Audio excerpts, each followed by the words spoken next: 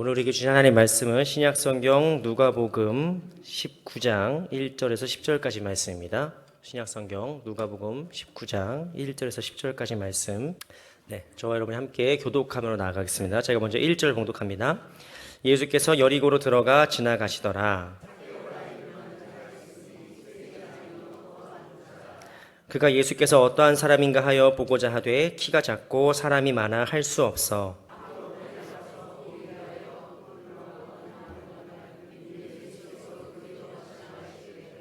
예수께서 그곳에 이르사 쳐다보시고 이르시되 삭개오야 속히 내려오라. 내가 오늘 네 집에 유하여 하겠다 하시니 무사람이 보고 수군거려 이르되 저가 죄인의 집에 유하러 들어갔도다 하더라.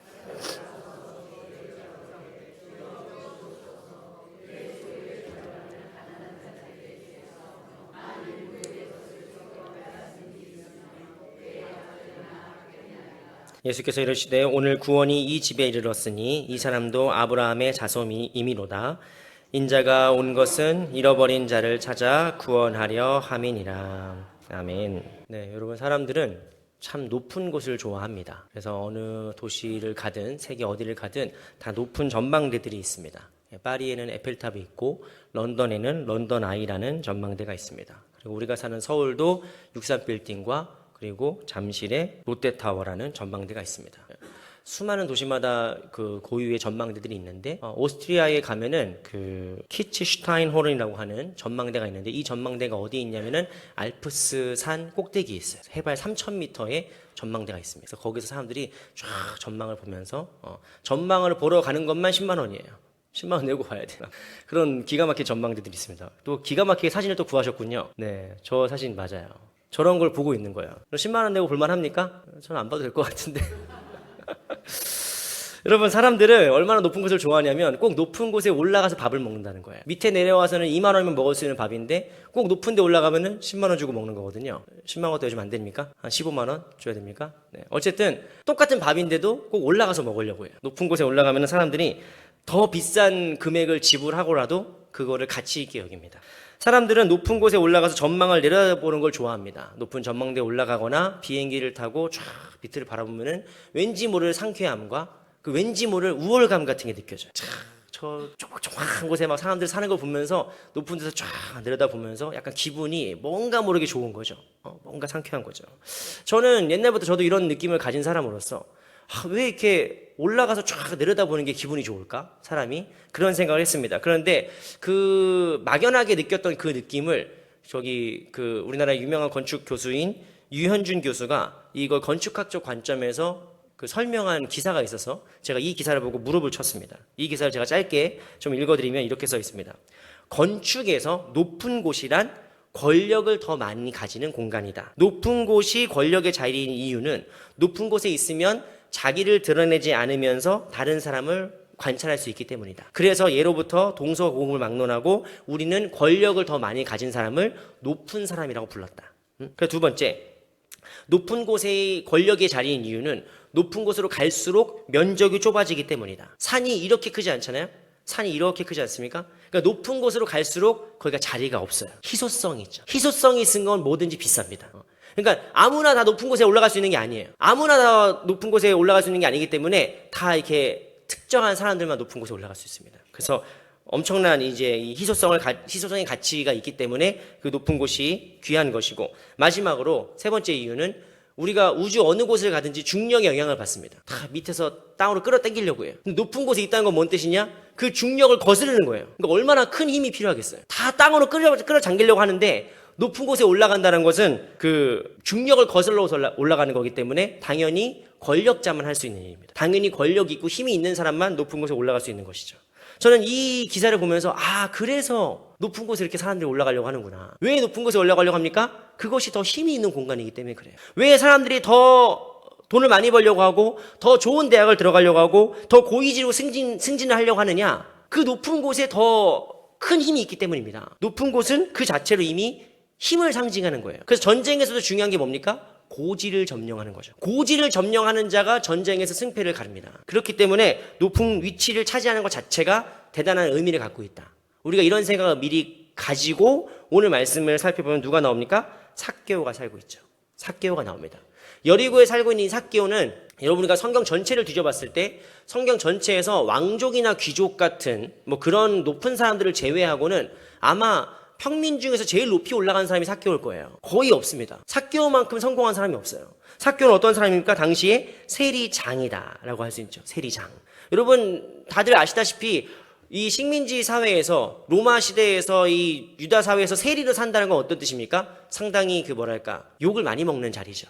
동족을 착취해야 되는 거예요. 동족에게 세금을 뜯어다가 로마에 바쳐야 된단 말이죠. 그런데 그렇게 시키는 대로만 일하면은 승진할 수가 없어요. 어떻게 승진해야 됩니까? 뇌물을 바쳐야 될 거 아니에요. 그 로마 관료나 귀족한테. 뇌물을 바쳐야 되기 때문에 정해진 세율이 10%면은 한 15% 뜯어내야 되는 거예요. 여기서 17% 뜯어내야 되는 거예요. 그래서 나도 착복하고 뇌물도 주고 하려고 하는 게 세리입니다. 근데 이 삭개오는 어떤 사람입니까? 세리장이죠. 그 중에서도 세리장. 그러니까 이 사람은 어떤 삶을 살았을까요? 불보듯 뻔한 삶을 산 거예요. 정해진 세율보다 더 높은 세율로 사람들을 착취하는.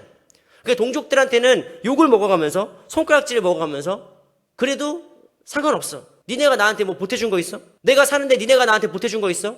그 동족들한테는 늑대처럼 달려들어서 빼앗고 로마 군대에게는 살랑거리는 개처럼 아부를 떠는 그런 삶을 살았던 것이죠. 그런 것이 바로 삭개오에 살아왔던 삶이었습니다. 그런데 어느 날 여리고에 살던 이 삭개오에게 예수님이 지나간다는 소식이 들리는 거예요. 예수님이 지나간다. 예수. 삭개오도 들은 적은 있어요. 예수라는 사람이 있는데 이 예수라는 사람이 갈릴리 일대에서 활동을 하다가 지금 내려오고 있다는 거예요. 여러분이 이 사건이 얼마나 충격적인 사건인지 모르십니다. 근데 만약에 여러분 보십시오. 만주에서 활동하던 독립운동가? 만주에서 활동하던 어떤 분이 갑자기 북한을 지나서 남한으로 내려왔다고 생각해 보세요. 어떤 사람이죠? 이상한 사람이죠. 대단한 사람 아니면 이상한 사람입니다. 왜냐하면 여러분 이 누가복음은 사복음서에서 독특하게 누가복음 10장부터 19장까지 예수님의 여행기라고 불리는 예루살렘 여행기라고 불리는 그 파트가 나와 있어요. 이게 뭐냐면 예수님이 갈릴리 북부 일대에서 이제 사마리아를 지나서 유대로 들어오시는 거예요. 예루살렘까지 들어오시는 겁니다. 여러분 이것은 충격적인 일이에요. 왜냐하면 사람들에게는 그때 당시에 갈릴리나 사마리아나 유대나 서로 사이가 안 좋아요. 서로 사이가 안 좋고 서로 사람 취급 안 하는 동네입니다. 그런데 거기를 예수님이 아무렇지도 않게 다니는 거예요. 아무렇지도 않게 그 일대를 여행을 다니면서 아픈 사람 고쳐주고 사람들에게 복음을 증거하는데 다른 똑똑한 어떤 바리새인이나 서기관 같지 않아. 이 말씀이 걷는 능력이 있어요. 그래서 많은 사람들이 막 어떤 사람은 이 사람을 반동분자라고 죽이려고 하고 어떤 사람들은 이 사람을 메시아라고 얘기하고 그리스도라고 얘기하고 그 미스터리한 인물이에요. 그러니까 이 삭개오가 저분은 누구실까? 근데 그분이 지금 어디로 오신다는 거예요? 여리고로 오신다는 거예요. 내가 살고 있는 여리고로 오신다는 거예요. 그 삭개오가 한번 보고 싶었단 말이죠. 예수를 한번 보고 싶다. 어떤 사람일까? 보고 싶었단 말이죠. 그래서 이렇게 오는데 드디어 예수님이 여리고로 이렇게 딱 들어오시는 거예요. 딱 들어오고 사람들이 막 몰려들고 웅성웅성 하는데 삭개오가 나도 들어가려고 딱 봤더니 이미 느껴지죠. 뭐가 느껴집니까? 자기가 다가오자 사람들이 수군거리기 시작하는 거예요. 제가 여기가 어디라고 와? 저 평생 유대인들 우리 동족들 등쳐먹고 산 놈이 갑자기 이제 와서 우리랑 같이 끼려고 하니까 동네 사람들이 이 삭개오를 보는 눈빛이 어떻겠습니까? 살기로 가득하고 혐오로 가득한 눈빛이죠. 그러면 삭개오도 자기도 알아요. 내가 여기 사람들 사이에 껴었다가는 별로 뭐 안 좋은 일만 당하겠죠. 그리고 보이지도 않아요. 왜냐하면 삭개오가 키가 작아요. 키가 작은 사람들은 갑자기 눈물이 나요. 눈물이 나는데 키가 작은 사람들은 어차피 거기 가봤자 안 보입니다. 안 보여요. 그러니까 어떡하지? 저기에 끼자니 내가 염치가 없고 그래도 들어가자니 보이지도 않고 어떻게 해야 되나 싶을 때 여러분 부자들은 확실히 눈이 다릅니다. 부자들은 보는 게 달라요. 왠지 아십니까? 남들 다 예수님 보려고 막 이렇게 웅성웅성 모여가지고 그러고 있을 때 삭개오 눈에 뭐가 보이는 거예요? 돌, 무화과 나무가 보이는 거예요. 저 나무 위로 올라가면 되겠다. 내가 저 나무 위로 올라가면은 예수님을 더 가까이 볼 수 있잖아요. 더 잘 볼 수 있잖아요. 확실히 비상한 사람이에요. 괜히 이러니까 세리장까지 올라간 거예요. 이러니까 부자가 된 거예요. 남들과 똑같이 살지 않고 조금 더 한 단계 나아가는 길을 택한 거란 말이에요. 그 삭개오가 나무 위로 올라갔더니 아니나 다를까 예수님이 너무 잘 보이는 거예요. 예수님이 지금 사람들에 둘러싸여가지고 막 웅성웅성 오고 계셔. 예수가 저렇게 생겼구나. 예수가 저렇게 생겼구나. 그래서 이 삭개오가 예수님을 보고 있는데 문제가 생겼어요. 그건 뭐냐? 예수님은 더 잘 보이는데 뭐라고 하는지 들리지가 않아요. 예수님이 보이긴 잘 보여. 그런데 예수님이 지금 뭐라고 말씀하시는지 들리지가 않는 삶을 사는 거예요. 여러분, 이 지금 삭개오, 나무 위에 올라온 이 삭개오의 모습은, 삭개오는 이때 뭘 깨달았느냐? 나의 삶을 깨달은 겁니다. 이게 낯설지 않은 풍경이에요. 뭐죠? 늘 남들보다 높은 곳으로 올라갔어. 늘 남보다 한 발짝 더 빨리 움직였어. 그래서 더 높은 곳을 차지했어요. 근데 문제는 뭡니까? 주위에 아무도 없어요. 내 주위에 아무도 없는 삶, 외로운 삶, 욕만 먹는 삶, 그런 삶을 살고 있는 거예요.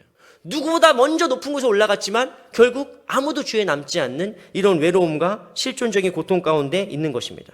삭개오는 나무 위에 올라온 자기 자신을 보면서 이것이 문득 자신의 삶과 너무나 익숙하다는 것을 깨닫게 됐어요. 그것은 뭐냐면 삭개오는 항상 평생 올라가는 법만 알았어요. 늘 남보다 더 올라갔어요. 늘 남보다 더 빨리 올라갔어요. 그런데 결국 그렇게 남는 것은 무엇입니까? 내가 밑바닥으로 떨어지는 기분인 거죠. 그래서 삭개오는 오늘 예수님이 더 잘 보이는 그 나무 위에서 뭘 느끼는 겁니까? 내가 진짜 원했던 삶의 모습과 내가 정말 원하지 않는 삶의 모습을 둘 다 발견하는 거예요. 뭐죠? 첫 번째는 남들보다 더 높이 있는 나의 위치, 그리고 나의 재력, 나의 어떤 능력, 이런 걸 느끼지만 동시에 뭘 느끼는 거예요? 주위에 아무도 없는 비참한, 외로운 그런 삶의 괴리를 겪고 있단 말이에요. 여러분, 나무 위에 올라와 있는 삭개오는 비단 2000년 전에 여리고에 살던 한 사람에게 국한되지 않습니다. 오늘날 우리 사회에도 삭개오 같은 이들이 얼마나 많은지 몰라요. 더 높은 연봉과 더 높은 직위와 더 높은 조건과 점수를 가지고도 비참하게 살아간 사람이 너무나 많아요. 왜 그럴까요? 많은 사람들이 저 높은 곳에 어딘가에는 뭔가 somewhere 거기에 레인보우가 있는 것 같은, 뭔가 특별한 게 있는 것 같은 것을 위해서 높은 곳에 계속 위로 올라갑니다. 그런데 그 높은 곳에 올라가서 많은 사람들이 뭘 느끼는 거예요? 삭개오처럼 깊은 허무함과 좌절을, 외로움을 느끼게 되는 거예요. 유명한 기독교 작가 중에 오스기니스라는 작가가 있습니다. 이 오스기니스 작가에게 어느 날 한 청년이 찾아왔대요. 이 청년이 알고 봤더니 이름만 대면 아는 세계에서 유명한 브랜드의 손자인 거예요. 유명한 재벌 브랜드의 손자가 이 오스기니스를 찾아와서 이렇게 물어봤다고 합니다. 이렇게 말했다고 합니다. 사람들은, 나는 평생 어떤 얘기를 듣고 살았냐면은, 사람들이 나를 보면서 네가 거기 손자야, 야 네가 그 회사 손자야, 야, 부럽다, 대단하다, 부럽다, 이런 얘기를 평생 듣고 살았대요. 근데 저는 사실 어떤 기분이었냐면요, 저는 마치 매일매일이 목에 맷돌을 메고 바닷속으로 쭉 가라앉는 기분이었어요 라고 말하는 거예요. 근데 이 청년이 이거를 오스기니스한테 말한 이유가 뭐냐? 오스기니스라는 이 작가도 재벌집 손주예요. 여러분, 기네스 맥주라고 아십니까? 알면 안 되는데 기네스 맥주라고 영국의 유명한 흑맥주 있습니다. 알아도 모른 척 하세요. 그 맥주의 증손자뻘 돼요, 이 사람이. 그러니까 다 똑같은 삶을 살았던 거야. 내가 아무리 잘 살고 내가 아무리 대단하고 높은 자리에 있었다 하더라도 그 사람이 진짜 느끼는 감정은 뭐라고요? 밑바닥으로 떨어지는 기분이라고. 여러분, 이 양가적인 감정을 보여주고 있는 동화책이 있는데, 이 책의 제목이 뭐냐면은 꽃들에게 희망을 이란 책입니다. 꽃들에게 희망을. 저 책이에요. 너무 유명한 책인데 이 책의 이야기를 제가 짧게 드리겠습니다.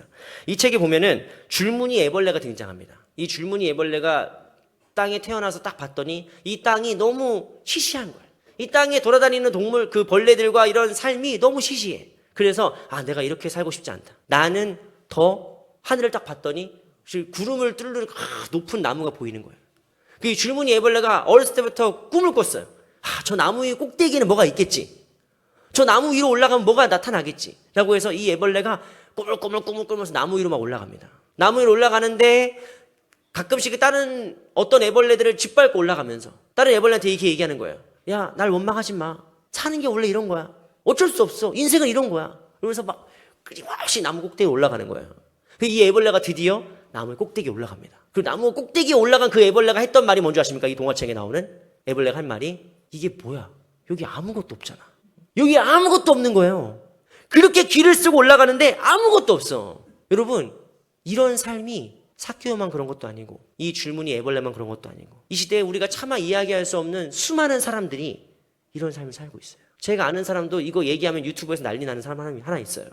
그런데 차마 얘기할 수 없어. 들은 얘기. 어떤 연예인이 있는데 정말 그 사람이 입는 것 하나가 다 유행이 돼버려. 그 사람이 어디 떴다 하면 그 식당은 그냥 맛집이 돼버려요. 엄청나게 유명한 연예인이 있어요. 그런데 밤에 출출하고 배고파도 라면 하나 못 끓여 먹어요. 왜냐? 계약사항에 이미 그 계약이 돼 있어요. 야식 먹으면 안 된대. 그렇게 유명하고 그렇게 성공하는데 계약사항에 그게 다 적혀 있어요. 여러분, 우리가 볼 때는 저 꼭대기에서 남부러울 거 없는 것 같은 사람들이 사실 알고 봤더니 너무 비참하게 추락하는 것들을 우리는 사실 너무 많이 봤습니다. 왜 그럴까? 아니 저 사람들이 왜 저렇게 됐을까? 모르겠죠. 아직 안 올라가 봐서 그래요. 올라가면 뭘 느낄 수 있느냐? 그들이 깨달은 거죠. 여기 아무것도 없다. 그렇게 많이 가지고 그렇게 많이 올라갔는데 그래봤자 아무것도 없더라. 이런 인간의 무지한 욕망에 대해서 예수님께서는 뭐라고 말씀하셨느냐? 누가복음 10장 15절에 이렇게 말씀하십니다. 내가 하늘 끝까지 높아지겠느냐? 음부에까지 낮아지리라. 하늘 끝까지 올라가려고 했던 인간의 욕망과 교만은 결국 어떻게 되는 거예요? 음부에까지 낮아지게 되는 거예요. 독일의 철학자인 쇼펜하우어는 이렇게 끝없이 높아지려는 인간의 욕망에 대해서 이렇게 설명했습니다. 이것은 마치 바닷물을 마시는 것 같아서 마시면 마실수록 갈증이 나고 결국에는 죽음에 이르게 된다. 인간의 욕망은 끊임없이 가지려고 해요. 끊임없이 올라가려고 해요. 그런데 그 끝이 뭐가 있습니까? 아무것도 없어요. 그게 무의미하다는 게 아니에요. 필요 없다는 게 아닙니다. 근데 아무것도 없는 거예요. 결국엔. 아무것도 없는 나무 위에서 삭개오는 신음을 하고 있습니다. 그저 멍하니 예수가 눈앞에서 너무 잘 보이는데 그 예수가 지나가 버리는 거예요. 나와 아무 상관없는 존재로 예수가 지나가고 있는 거예요. 그걸 멀끄러미 삭개오가 바라보고 있는데 갑자기 예수님이 가던 길을 멈춥니다. 멈추고 나무를 쳐다보면서 자기를 부르는 거예요. 삭개오야 이리 내려오너라. 처음엔 잘못 봤나 싶죠. 아니 우리도 지나가다가 누가 나무 위에 있으면 내려오세요. 그거 위험해요. 내려오세요. 이렇게 얘기할 수는 있지만 그런 건가 싶었지만 예수님은 너무 명백하게 그 자리에 멈춰서서 삭개오를 부르면서 삭개오야 이리 내려와라. 오늘 내가 너희 집에 유하여야 하겠다. 내가 오늘 너희 집에 함께 머물러야겠다. 라고 주님께서 말씀하시는 거예요. 여러분 사실 예수님이 여리고에 온 이유는 뭔지 아십니까? 삭개오 때문이에요. 삭개오를 부르러 오신 거예요. 잃어버린 양 한 마리를 찾으러 주님께서 오신 겁니다. 삭개오에게 예수님께서 말을 걸자 주위의 사람들이 수군거리기 시작합니다. 뭐야? 지금 예수님 삭개오 부른 거야? 저 사람이 누군지 알고 부르신 거야? 저 사람이 지금 죄인인 걸 알면서도 예수님이 지금 저 사람이랑 같이 뭘 하려고 하시는 거야? 그래서 웅성웅성 거리기 시작합니다. 그럼에도 불구하고 예수님께서는 삭개오에게서 말씀하시는 거예요. 삭개오야 내려오너라. 여러분 이것은 단순히 나무에서 내려오라는 1차적인 행동을 얘기하시는 게 아닙니다. 예수님의 지금 내려오라는 말씀은 무엇이냐? 지금까지 삭개오가 살아온 삶 전체를 방향을 바꾸는 거예요. 지금까지 올라갈 줄만 알았던 사람이었어요. 지금까지 남들을 짓밟고라도 내 동족을 배신해서라도 더 높이 올라가는 법만 알고 있던 사람이에요. 근데 그 사람에게 주님께서 뭐라고 말씀하십니까? 내려가라는 거예요. 올라가는 삶만 있는 게 아니다. 더 가지는 삶만 있는 게 아니다. 내려와라. 자유롭게 살아라. 라고 말씀하시는 겁니다. 그리고 뭐라고 말씀하시죠?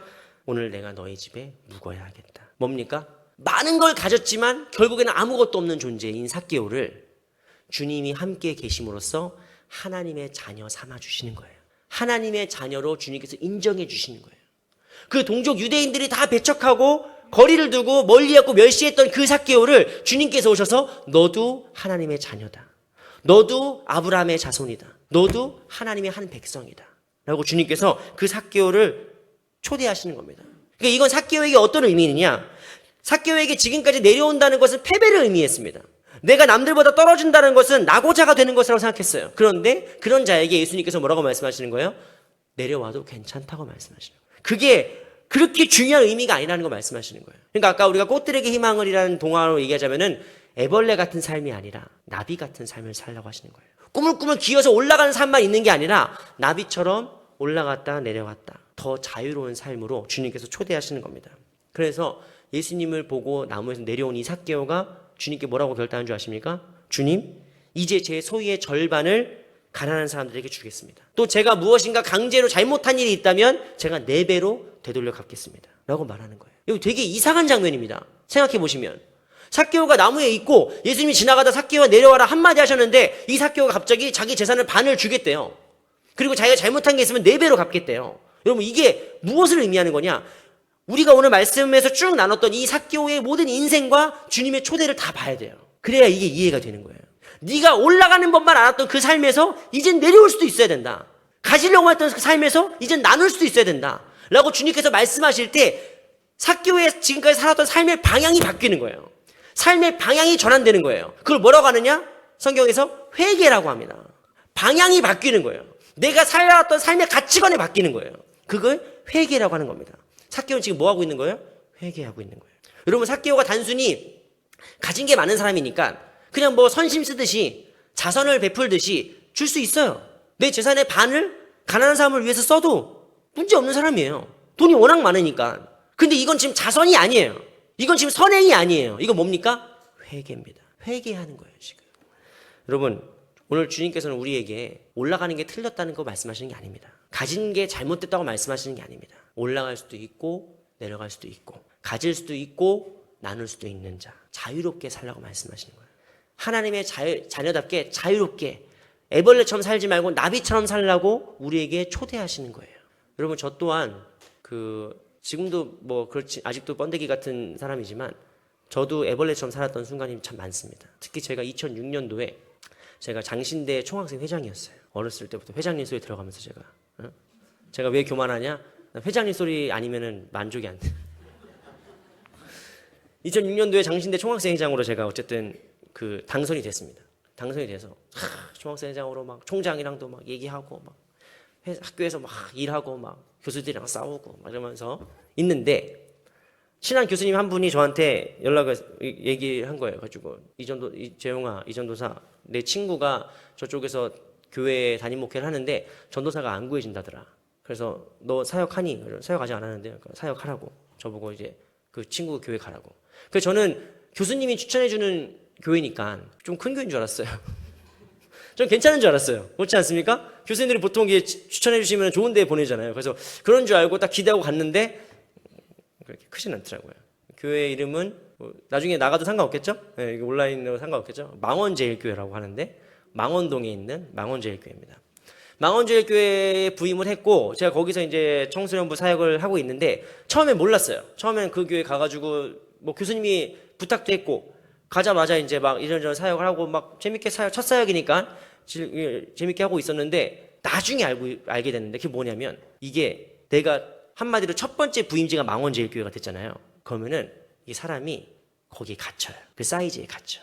왜냐면 신학생들 전도사들 만나서 인사할 때 보통 이렇게 인사하지 않습니까? 가지고 뭐 전도사님 반갑습니다. 만나서 반갑습니다. 그럼 첫 번째 질문이 뭘까요? 어디 교회 사역하세요? 이거예요. 어디 교회 사역하세요? 라고 물어보는데 거기서 내가 예, 소망교회 사역합니다. 이렇게 얘기하면 사람들이 거기 제가 아는 분 누구 계신데 아니면 저 영락교회 사역합니다. 예, 거기 제가 아는 뭐 옛날에 누구 뭐 어떤 형님 저기 부목사로 계신데 이러면서 그게 다 이게 학연지연이 돼요. 그게 다 이게 연결됩니다. 근데 내가 인사를 하는데 가지고 전도사님 어디 교회 사역하세요? 그래서 망원제일교회 사역합니다. 에? 어디요? 망원제일교회 사역합니다. 이렇게 돼요. 이런 거 전문 용어로 뭐라고 하냐? 듣보잡이라고 하죠. 듣도 보도 못한 거야, 이런 교회는. 근데 내가 봤더니 처음에 큰 교회 간 애들은 그 다음에도 큰 교회 가고 그 다음에도 큰 교회 가더라고요. 그 처음부터 이제 이런 데 간 애들은 계속 그런 데만 가는 거였지. 그래서 내가 그때 실수했다. 내 인생에 꼬였다. 여기서 꼬여버렸네. 그래서 봤더니 저기 뭐 소망교회 가 있는 놈, 저기 뭐 온누리교회 가 있는 놈, 저 영락교회 가 있고 막 어디 큰 교회 가 있는 애들 있잖아요. 걔들 봤더니 나보다 못난 놈들이야. 쟤 나보다 설교도 못하고, 쟤 나보다 공부도 못하고, 쟤 나보다 뭐 제대로 할 줄 아는 놈인데 큰 교회 가더니 갑자기 애들이 목에 기부스하기 시작해요. 목에 기부스하고 이 목소리에 바다를 바르기 시작해요. 할렐루야 무슨 가지고 뭐야 이거. 갑자기 그때부터 이게 불안하기 시작했습니다. 이거 꼬였다. 잘못했다 이거. 처음에 여기 오면 안 됐어. 처음부터 작은 데 오면 안 됐어. 처음에는 길을 쓰고 어떻게든 큰 데를 갔었어야 되는 거예요. 몰랐지. 교수님이 가라고 했으니까 나는 갔지 그냥. 그래가지고 어떡하자 큰일 났다. 그래서 나의 다음 플랜은 뭐냐면은 여기서 인정을 받아서 큰 교회로 스카우트해 가야겠다. 여기서 저기 교회 전도사 잘하던데? 그래서 인정받고 큰 데로 스카우트 해야겠다. 해가지고 내가 열심히 했습니다. 엄청 열심히 사역했어요. 그때 제가 파트 사역자였는데 파트가 뭐야? 파트가 뭐가 중요합니까? 매일 나왔어요. 매일. 교회 매일 나가서 애들 막 사 먹이고 막 교회에서 막 행사도 막 이벤트도 빡짝지근하게 하고 막 이렇게 하니까 애들도 좋아하고 교회도 되게 좋아하는 거예요. 젊은 전도사님 오셔가지고 교회가 이렇게 막 으쌰으쌰 막 된다는 거예요. 막 좋아하는 거예요. 그래서 나의 마음속에는 항상 더 큰 교회 간다. 더 큰 교회 가야지 이렇게 생각하고 막 그러고 있었는데 어느 날 한 장로님이 저한테 오셔가지고 전도사님 우리 전도사님 보니까 우리 옛날 전도사님 생각나요. 그러는 거예요. 우리 옛날 담임 전도사님 생각나요. 가지고 무슨 그러니까 그분도 어디 점프 뛰었어요? 네. 그분도 어디 큰데 갔어요? 이렇게 생각하면서 저는 이제 이렇게 들었는데 그분이 저한테 이제 책을 한 권 주시는 거예요. 책을 하나 주시면서 옛날 우리 전도사님이셨다. 딱 봤더니 담임 전도사 별세 이렇게 써 있는 거예요. 그래가지고 별세? 이게 뭔 소리야? 서 봤죠. 제가 책을 봤더니 이분이 1972년도에 장신대 기국과 학생이었어요. 기국과 학생이었고 그때 당시에 망원동이 상암동 그 넘어가면 상암동 옛날에 뭐라고 불렀습니까? 난지도가 불렀고 이 망원동을 옛날에 뭐라고 불렀냐면은 뚝방마을이라고 불렀어요. 여기가 왜 뚝방마을이냐? 유수지 물을 가둬놓는 데시 하수 처리장이었어요. 비만 조금 오면 이 물이 넘쳐버리는 거예요. 동네 전체가 그 뚝방만 넘어가면 그냥 뭐 슬럼이죠. 그래서 장신대 주선혜 교수님이라는 분이 그 지역을 지나가다가 애들이 너무 안 됐는 거예요. 애들이 너무 안 됐고 거기 그 막 뻘밭에서 애들 살고 화장실도 없고 병원도 없고 그런 데서 애들이 막 사니까 이 교수님이 너무 마음이 아파가지고 이제 노회랑 총회랑 얘기해가지고 교회를 개척을 했어요. 개척을 해가지고 돌아가면서 이제 담임 전도사, 담임 목사를 하는 교회였습니다. 그렇게 하고 있는데 어느 날 그 얘기를 듣고 72년도에 한 학생이 제가 담임 전도사를 하겠다. 학생이었는데 제가 그냥 사역을 하겠다. 그래서 그분이 담임 전도사로 거기 부임을 합니다. 그래가지고 말이 전도사지 진짜 미친 듯이 일하는 거예요. 교회에 화장실 만들고 거기 보건소 설립하려고 막 동사무소 뛰어다니면서 막 보건소 설립하고 그러면서 거기 사람들을 어쨌든 사람답게 살게 하기 위해서 막 애쓰고 노력한 거예요. 근데 그러다가 1977년에 사역한 지 5년 정도 지났는데 이분이 과로에 폐결핵이 겹쳤어요. 결국에는 먼저 떠난 거죠. 하나님 부르심 받은 거죠. 그분의 이야기를 제가 딱 이제 읽는 거죠. 근데 그분이 저랑 같은 대학교 선배고 같은 교회에서 사역했던 고 이상향 전도사님이십니다. 이상향 전도사님이신데 제가 그 전도사님의 얘기를 듣고 책으로 보면서 정말 뒤통수를 한 대 맞은 것 같았어요. 뒤통수 한 대 팍 맞은 것 같았어요. 그러면서 그 교회에 올 때마다 그 전도사님이 서 있는 것 같아. 꼭 문 앞에 전도사님이 꼭 서 있는 것 같아요. 그래서 내가 들어가려고 하면은 전도사님이 나를 보고 가만히 보고 있는 것 같아요. 그럼 제 마음에 분노가 치밀립니다. 분노가. 어느 날은 교회를 들어가다가 아무도 없는 예배당 혼자 들어가가지고 내가 소리 지르면서 기도한 적이 있어요. 하나님, 나도 죽으란 얘기냐, 그러면. 하나님 원하시는 게 나도 여기서 죽는 거냐? 죽어서 꼭 순교하는 게 하나님 뜻이냐? 하나님, 되게 귀한 분이고 너무너무 아름다운 이야기인 걸 알겠는데 죽으면 끝이냐? 아니, 누군가는 살아서 교회를 더 성장시키고 더 부흥시켜야 될 거 아니에요. 하나님 왜 나를 이렇게 찔리게 하냐는 거야, 나한테. 사람이 더 큰 교회 가가지고 더 사역을 열심히 하고 더 이게 이름 내고 더 많은 사람들이 예수 믿게 하고 그것도 소중한 사역이잖아. 근데 왜 지금 사역 이제 시작하는 나한테 이렇게 막 너무 이렇게 찔리는 반면교사를 나한테 보여주셔가지고 내가 더 큰 교회를 못 가게 만들어. 하나님 원망스러운 거예요. 그래서 막 하나님한테 욕하고 이상현 전사님한테도 그냥 막 빨리 가시라고. 왜 나한테 계속 나를 이렇게 양심에 찔리게 만드냐고 막 소리 지르고 막 반항하던 때가 있었어요. 그런데 그때마다 어떤 느낌이냐면 십자가에 달리신 예수님과 그 교회 문 앞에 서 있는 그 전도사님이 나를 보면서 이놈 새끼 막 혼내고 막 아직도 정신 못 차렸어요 혼내는 게 아니라 그냥 나를 물끄러미 보고 있는 기분인 거예요. 나를 가만히 보고 있는 기분이에요. 그러면서 뭐라고 말씀하시냐면은 내려와라. 내려와도 괜찮다. 네가 큰 교회를 가든 네가 작은 교회를 가든 그게 중요한 게 아닌 거예요. 중요한 건 뭡니까? 자유로운 삶. 하나님 앞에서 자유로운 삶. 여러분, 우리 예수님은 어떤 분이십니까? 저 천상의 높은 곳에서 저 짐승의 말 구유까지 오르고 내릴 수 있는 분이에요. 십자가의 그 비참함에서 부활의 영광으로 오르고 내릴 수 있는 분이에요. 주님은 우리가 올라갔다고 더 많이 가졌다고 우리를 정죄하고 책망하시는 분이 아니에요. 주님은 우리가 더 비참하고 낮아졌다고 해서 우리를 불쌍히 여기고 그냥 안 되게 보고 동정하는 분이 아니에요. 높고 낮고가 중요한 게 아니라 중요한 건 뭡니까? 자유로움이에요. 주님 안에서 복음 안에서 자유로움이에요. 나비처럼 날아가는 삶을 주님께서 말씀하시는 거란 말이에요. 그래서 제가 처음에 소망교회 부임했을 때 마음속에 찔림이 있었어요. 내가 이렇게 큰 교회 와도 되나? 내가 이렇게 부자 교회에 있어도 되나? 나는 이상향 전사님처럼 사역하다 죽어야 되는데 나는 더 막 힘든 데서 더 어려운 사람들하고 막 같이 부대껴야 되는데 내가 이렇게 잘 사는 사람들하고 같이 있으면 되나? 그런 마음이 있었어요. 근데 막상 사역하다 보니까 그때 깨달았어요. 우리는 모두 다 주가 필요하구나. 돈이 많아도 직위가 높아도 가진 게 많아도 여러분 우리는 다 비참한 사람들이에요. 누가 필요한 겁니까? 나비처럼 자유로운 삶이 필요한 거예요. 그들 안에 있는 그 비참함, 삭개오처럼 모든 걸 가졌지만 아무도 없는 그 비참함, 그걸 발견하게 하시는 거란 말이에요. 그래서 여러분 성경에서는 뭐라고 얘기합니까?